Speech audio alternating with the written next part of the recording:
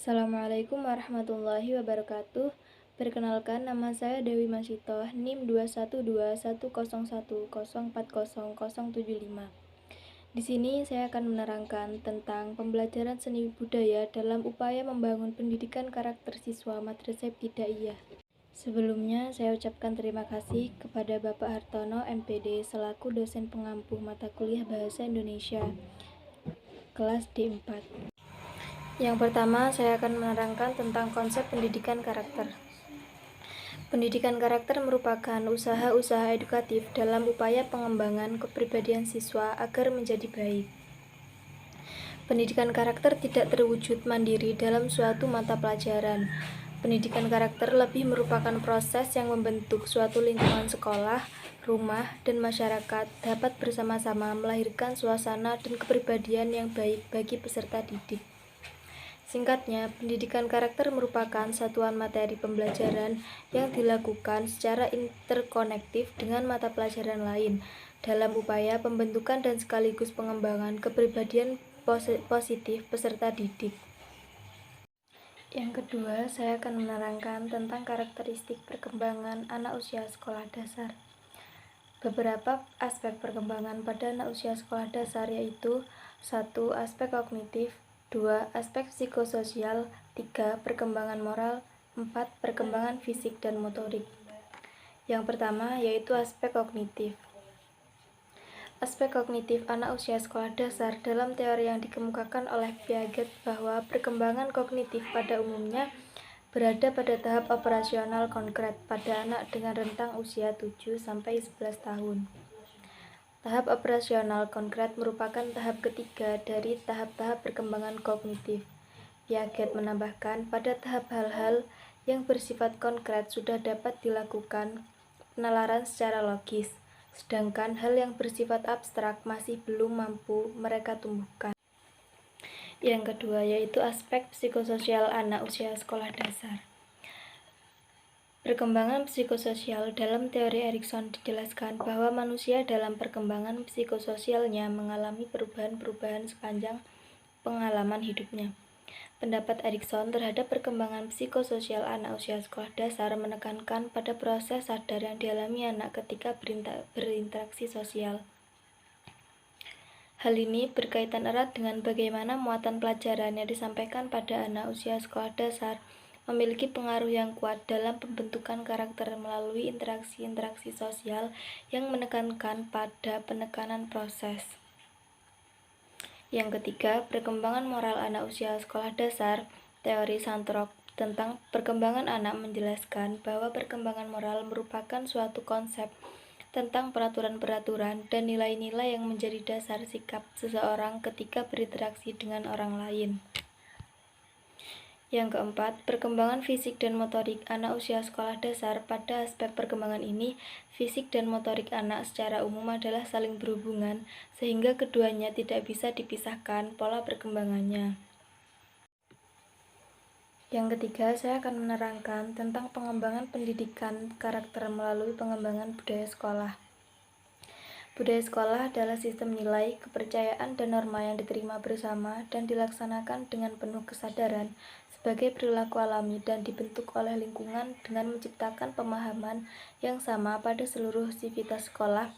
Budaya sekolah berpengaruh pada upaya perkembangan karakter siswa.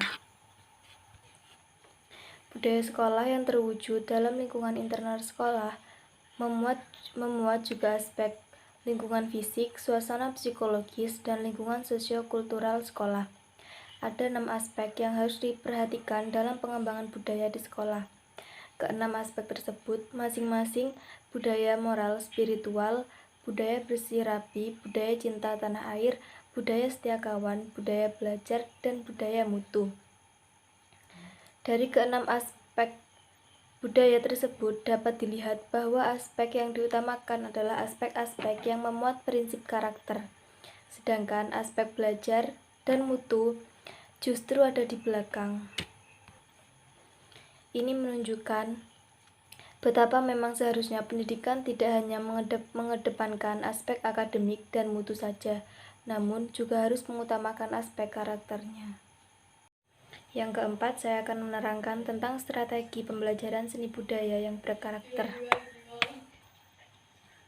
Strategi yang tepat untuk mengoptimalkan pembelajaran seni budaya melalui pilihan alternatif dengan hanya memperkuat salah satu sub bidang seni berdasarkan pilihan masing-masing siswa. Penguatan salah satu sub bidang seni dimaksudkan untuk mengoptimalkan pelaksanaan mata pelajaran seni budaya.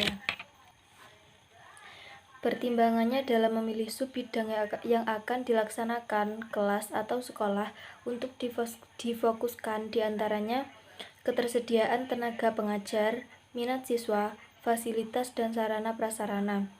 Memang tidak mensinkronkan hal tersebut karena itu dibutuhkan kerjasama antara guru dan sekolah baik secara formal maupun non-formal untuk secara bersama-sama membangun kesadaran akan pentingnya pendidikan karakter melalui penguatan seni budaya. Yang kelima, saya akan menerangkan tentang model pembelajaran seni budaya untuk membangun karakter anak. Yang pertama yaitu pembelajaran seni tari dalam pembentukan karakter anak.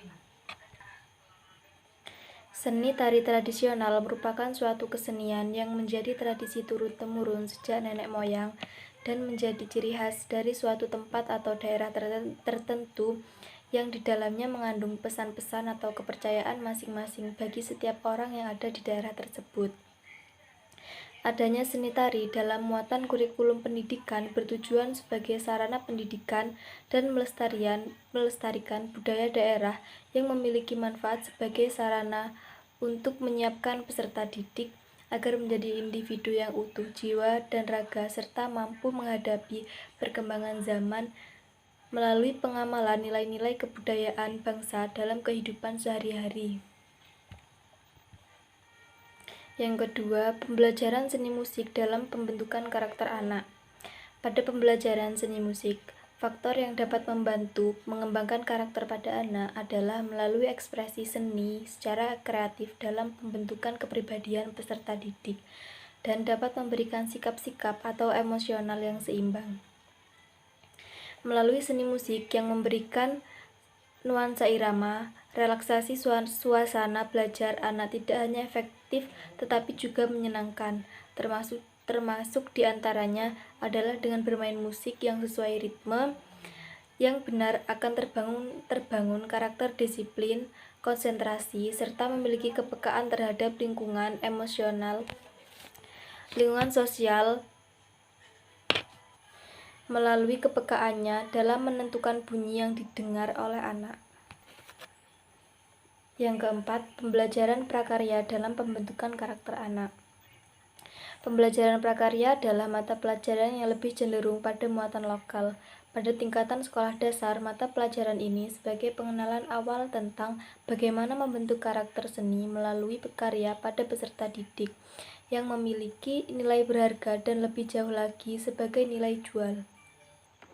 Prakarya atau kerajinan tangan adalah kegiatan yang berkaitan dengan pembuatan suatu barang atau produk yang dihasilkan dari kerja terampil tangan.